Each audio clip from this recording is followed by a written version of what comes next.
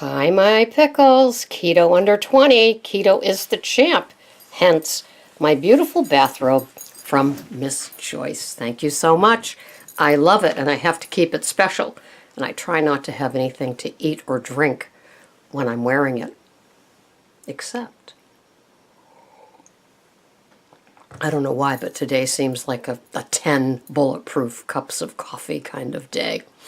So, I was just reading over some quotes, so expect to hear them at the beginning of future podcasts. I love this one. It's kind of old-fashioned, but I love it. It says that women who carry more weight live longer than men who mention it. I just thought that was cute. Well, I have some new pickles that aren't familiar with my journey, and one said, can you please do a podcast that says how you fell into keto? And the fall was very slow motion. When you're 67, it takes a while to get to places, and I can't imagine somebody starting keto when they're 25 and now they're 67 and they're telling us about it. Most of us have to learn or have learned the long and slow way of how being in keto is the best thing for us. Some do some little spin arounds.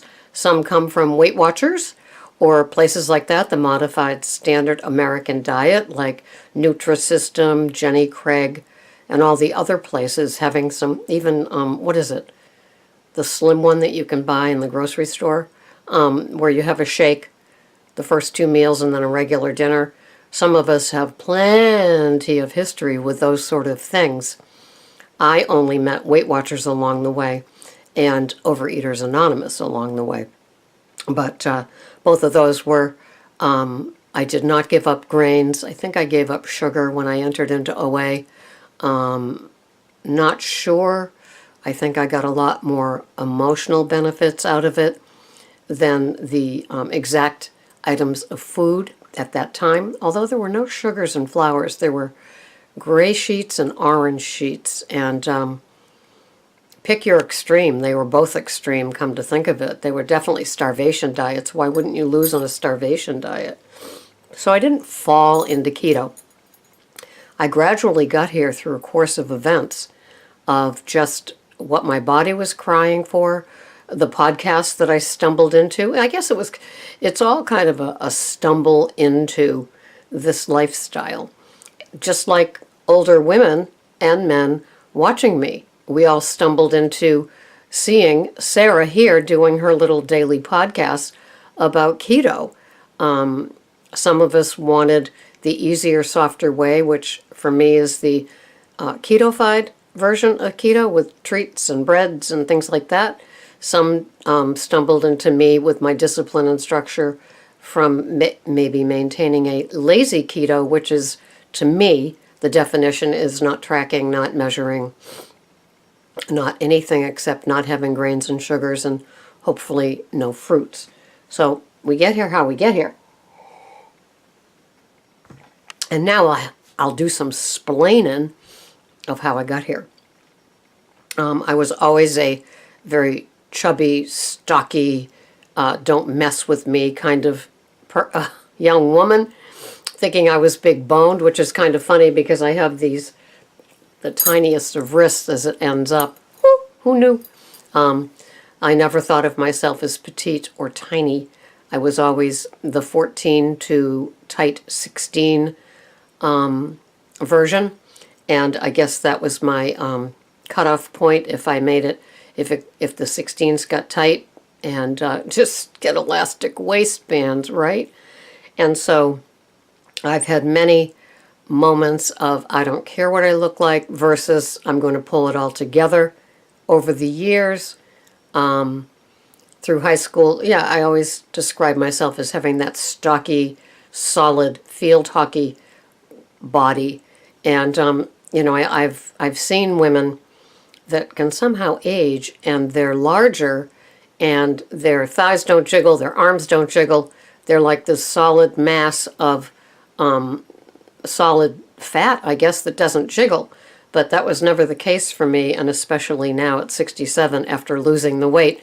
Some of the skin has tightened, and I believe it will continue to because of the keto foods that I'm eating and the standard American diet, sad foods I'm no longer eating. I do believe that that helps a little bit with the tightening. But I always had that when I got married the first time, the traditional bride in the white. It was a size 14 dirndl waist, meaning it gathered under the bosom, so it didn't really matter if the hips and thighs and everything else were large because they were all accommodated underneath the gathered under the bosom dress. And kind of stayed that way. I know I was a hearty eater and a hearty drinker. I drank mostly beer. Then I segued into drinking wine. So I stayed stocky and heavy. I had divorced diets, if any of you are familiar with them. Suddenly single, you stop eating as like nature's way of making you more attractive, I guess. And then, of course, securing the male in the next relationship and settling into making all those cozy comfort foods and slowly widening and not really caring because the man is in place, and so let's just gain the 20 to 40 together. And so I kind of did the yo-yo thing with relationships as well as with food. And finally, at 36, I stopped drinking. And so I didn't have drinking as the cause of some of my weight issues. So I was 36. So that meant it was 1986. And I stopped drinking in 1987, but I was still 36. I hadn't turned 37 yet. And so I had a weight probably of like the 150s and still kind of solid. I was a believer in walking and some exercise. I moved to the town that I live in now at 50, I think. Joined a gym, got a little more solid. So I was hovering in the 145 to 160 range. So that was in my 50s. And just eating what I wanted to eat. I loved pizza. I loved French toast and things like that. Hope these foods don't sound triggering. But I was definitely a carby person. In the end, though, I was a sugar person with cakes. And cakes became my downfall. So we're talking like 3 to 4 years ago. And I would go to Market Basket, which is a New England chain, and purchase their cakes and eat them all by myself. Greg is not a cake person. And so these became my poisons, and yet I couldn't stop eating them. And so it got harder and harder and harder. I was never a hard candy person. I was never a candy bar person. Oh, yes, I was. I was when I was in my preteens and babysitting. But in the end, I liked my my sugars in like the form of like mousses with cake. Like I like the 2, 3, 4 different layers of cake. I was just a pig. And I liked equal amounts of frosting to go with the cake. I was a pig.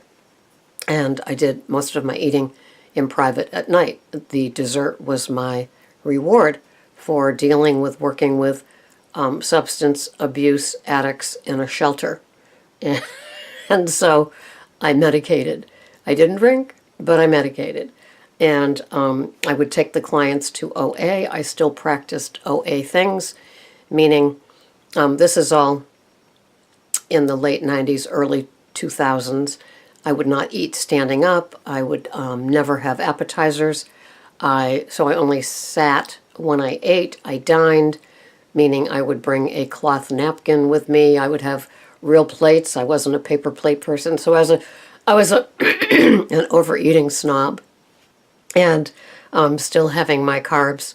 I would begin every day with cereal with a banana, and I started doing cereal mixtures with like kashi cereals, like the granolas and things like that, with bran cereal with a banana, and I would have that at between like 6 and 7 in the morning before I left for work, and I would be hungry by 8:30.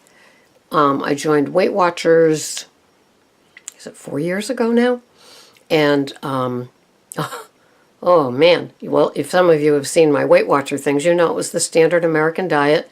I ate fit and free pizza that it was like a gluten-free pizza. And I had tons of little breads, all those 100-calorie type things. I was still having my cereal in the morning. Of course, everything was tracked with points. I lost 17, and I just stayed there at the 17. I just stayed there. So every day I was feeding myself a standard American diet in smaller portions and staying at about the size 10, 12, and still had the gut, wicked gut. Exercise, I was still a big believer of walking most of all. And so nothing really changed. People thought I was skinny. I still felt, I still felt the bloat at the end of the day. As I undressed, I could still mimic a 7-month pregnant person with all the bloat. I chewed gum at an alarming rate of probably 10 to 20 pieces per day. And imagine my surprise when I found out that gum has carbs of 1 to 2 carbs per stick. Oh my. So that was going on. And I think this is going to be a 2-parter because I can see I'm already at 12 minutes. And so there I was, still practicing the Weight Watcher, still paying them $20 a month to have my tracking thing online. And still, I started podcasts. I was doing grocery hauls. I do admit that Weight Watcher grocery hauls were fun, not boring, because there was always new foods. I thought the camera was a unique gimmick in the phone that would give you how many points.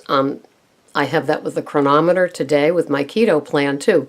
But I was totally happy with that program. It was fun. It was busy. I could focus on my food for the day. I loved doing my what I eat in a day. But I was getting away with something, and I was just stalled, probably at the 150, 155 place, and eating 6 to 8 fruits a day because it was Weight Watchers and it was allowed. Having those, I think it was 26 points. I was the PPV. I didn't do the smart points. By the time I got to low carb, high fat, I think the smart points came in, which was now about 2.5 years ago, I think, maybe 3. So I will stop it here. We're talking about 2012, 2013 at that point. It's now 2017. So I will stop at this point where I was segueing from Weight Watchers 26 smart points to low carb, high fat. I will discuss how I got into that in my next podcast, but this is my up until through Weight Watchers podcast, and I will label it as such. So enjoy the first part of my journey. Enjoy the carbs because they're going to go away. Thanks for watching. This has been Sarah, Pearls of Wisdom and Food with keto. Today it's under 20, but back then, who knew how many carbs I was having? Bye-bye for now.